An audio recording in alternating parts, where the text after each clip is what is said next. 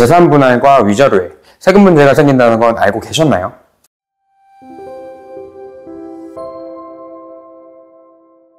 안녕하세요. 시원한 세무사입니다. 요즘 가장 핫한 드라마가 있죠. 바로 굿파트너입니다. 굿파트너는 이혼 전문 변호사님이 스토리를 기획을 해서 화제가 된 드라마인데요. 작가의 이력답게 이혼에 대한 내용을 담고 있고 워낙 스토리도 재밌어서 인기가 많은 드라마라서 저도 재밌게 보고 있습니다. 굿파트너를 보다 보면 유책 배우자, 즉 잘못한 배우자에게 재산 분할과 위자료를 청구하는 장면들이 많이 있는데 이 재산 분할과 위자료에 세금 문제가 생긴다는 건 알고 계셨나요? 오늘은 재산 분할과 위자료에서 발생하는 세금, 그리고 재산 분할 또는 위자료로 받은 부동산을 처분할 때 발생하는 세금에 대해 한번 이야기해 볼게요.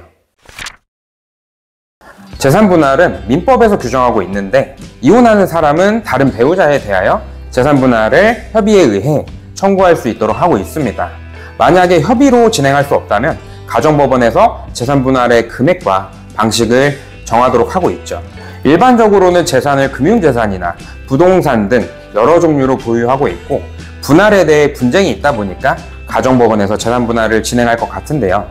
여기서 발생하는 세금이 있을까요? 재산 분할 자체의 성격에 대해 알아보면 공동으로 형성한 재산을 단순히 나누어 가져가는 행위라고 보시면 되겠습니다.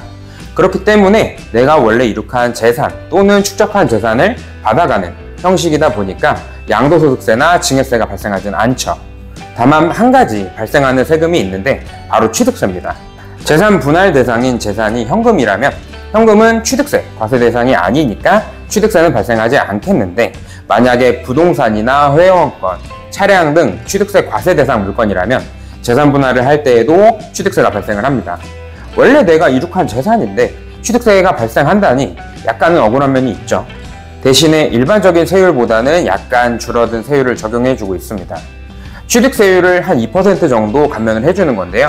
그렇다 보니까 많지는 않더라도 어느 정도 이중과세를 조정을 해주고 있죠. 다음으로 위자료에 대해 한번 알아볼까요?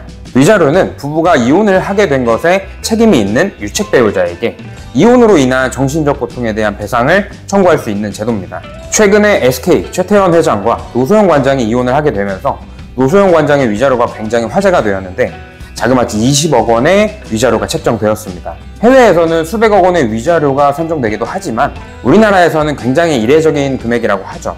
이런 위자료는 일반적으로는 현금으로 지급하게 되겠죠. 다만 최태원 회장처럼 위자료 금액이 크다면 현금으로 주기 어려우니 부동산을 줄 수도 있습니다. 위자료를 부동산으로 주게 된다면 위자료 채무를 부동산으로 갚게 되는 건데 즉 대물변제입니다. 이 대물변제는 양도소득세 과세 대상이고요.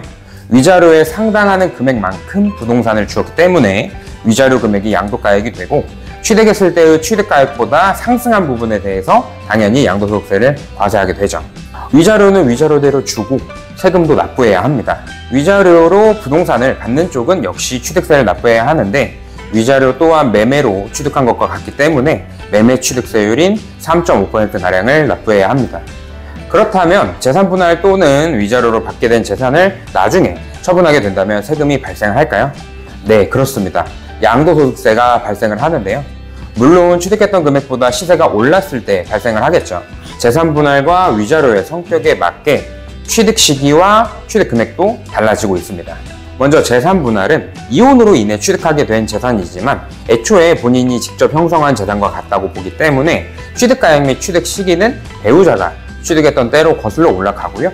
그렇게 되니까 취득가액이 다소 낮을 수도 있겠지만 취득 시기는 오래되었기 때문에 장기보유토표공제를 적용받을 수 있습니다. 위자료는 신규 취득으로 봐서 해당 부동산을 등기한 날이 취득 시기가 되고요. 취득가액 또한 위자료에 상당하는 금액으로 산정하게 됩니다. 따라서 위자료로 받은 부동산이 있는데 1년이나 2년 만에 팔게 된다면 단기 보유에 대한 높은 세율을 적용받게 되니 주의해야 합니다. 오늘은 이혼과 관련된 세금에 대해 한번 알아보았는데 이혼으로 재산 분할 또는 위자료를 받거나 이혼으로 취득한 재산을 양도할 계획이시라면 도움이 많이 되길 바라겠습니다. 자세한 내용은 댓글에 적어드린 블로그에서 참고해 주시고요. 오늘 영상이 도움이 되셨다면 좋아요와 구독, 알림 설정까지 부탁드리겠습니다. 감사합니다.